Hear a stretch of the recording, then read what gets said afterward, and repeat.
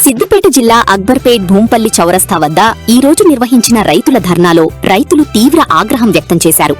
వరి కొనుగోలు కేంద్రాల్లో అమలు చేస్తున్న గ్రేడ్ల విధానం కారణంగా రైతులు తీవ్రంగా నష్టపోతున్నారని ఆందోళన వ్యక్తం చేశారు. కొనుగోలు కేంద్రాల్లో సరైన సౌకర్యాలు లేక రైతులు తీవ్ర ఇబ్బందులు పడుతున్నారని తెలిపారు. ప్రభుత్వం ప్రకటించిన కనీస మద్దతు ధర రైతులకు పూర్తిగా అందేలా చర్యలు తీసుకోవాలని డిమాండ్ చేశారు. వెంటనే పరిష్కరించి ధాన్యం కొనుగోళ్లు వేగవంతం చేయాలని, గ్రేడ్ల విధానాన్ని పూర్తిగా రద్దు చేయాలని ప్రభుత్వాన్ని డిమాండ్ చేశారు. లేకపోతే వచ్చే మంగళవారం భారీ సంఖ్యలో రైతులతో కలిసి కలెక్టరేట్ ముట్టడి కార్యక్రమం నిర్వహిస్తామని హెచ్చరించారు.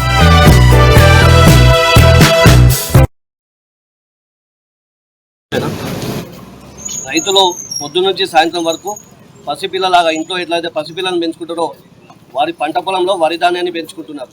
దాంతోపాటు తీరా పంట చేతికొచ్చేటప్పటికి అధికారులు వందలాది సమస్యలతో రైతులను వేధిస్తూ ఉన్నారు. ఐకేపీ పంట కొనుగోలు కేంద్రంలో దాదాపు సుమారు 15 రోజుల నుంచి వడ్లు అలాగే పడి ఉన్నాయి. సరైన లారీ సౌకర్యం లేక మరియు గ్రేడ్ల వ్యవస్థ పేరుతో రైతులను వేధిస్తూ ఉన్నారు.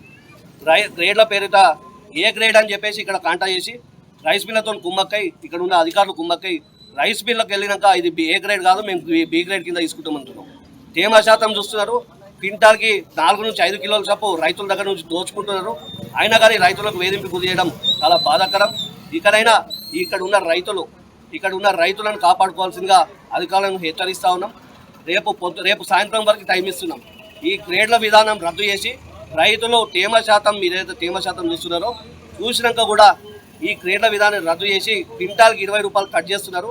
అది కూడా రద్దు చేసి యథావిధిగా ఎల్లుండి నుంచి రైతు కొనుగోలు కేంద్రాలు కొనుగోలు చేయాల్సిందిగా డిమాండ్ చేస్తూ ఉన్నాం. ఒకవేళ రేపు సాయంత్రం కల్లా ఈ సమస్య పరిష్కరించకపోతే ఖచ్చితంగా 1000 మందితో కలెక్టరేట్ ఆఫీస్ని దిగ్బంధం చేసి చూపిస్తాం. ఎల్లుండి పొద్దున రేపు సాయంత్రం వరకు రైతులందరినీ వేచి చూస్తాం. గ్రామాన రేపు తిరుగుతాం. గ్రామానికి 100 మందిని తీసుకొచ్చి ఈ ప్రాంతం నుండి కలెక్టర్ ఆఫీస్ని దిగ్బంధం చేసేవారికి అదే ఈ పక్కన రామాయంపేట కాన్స్టిట్యున్సీ ఉంది. ఈ పక్కన వేరే కాన్స్టిట్యున్సీ ఉంది. ఈ కాన్స్టిట్యున్సీలలో జల్లిపట్టే మిషన్లు ఉండవు, జల్లిపట్టరు. దానికి కూడా 2.5 కిలోలు కట్ చేసి డైరెక్ట్ తీసుకుంటారు. ఇక్కడ ఎందుకు తేమ శాతం వర్తిస్తుంది అంటే ఈ జిల్లా కలెక్టర్ ఆదేశాల మేరకు రైస్ మిల్లలు పనిచేస్తున్నారా, అధికారులు ఇలానే దోపిడీ చేయమని కలెక్టర్ గారు చెప్తున్నారా? కలెక్టర్ గారు స్పష్టం చేయాలి. ఖచ్చితంగా మిల్లల దోపిడీ జరుగుతుంది. అధికారులు మిల్లలతో కుమ్మక్కయ్యారు. ఈ వ్యవస్థను నశింపజేయాలి. లేకపోతే భావితరాలకి ఇది కరెక్ట్ కాదు. రైతులను మోసం చేసినోడు చరిత్రలో బాగుపడలేదు. గతంలో కలెక్టర్ ఉండే వరి వేస్తే ఊరన్నాడు, ఇప్పుడు అడ్రస్ లేకుండా పోయిండు. ఈ కలెక్టర్ కూడా అదే గతి పట్టాలనుకుంటే, ఈ కలెక్టర్ కూడా రైతుల పాపాన కొట్టుకోపోవాలనుకుంటే ఈ గ్రేడ్ల వ్యవస్థను కంటిన్యూ చేయాలి.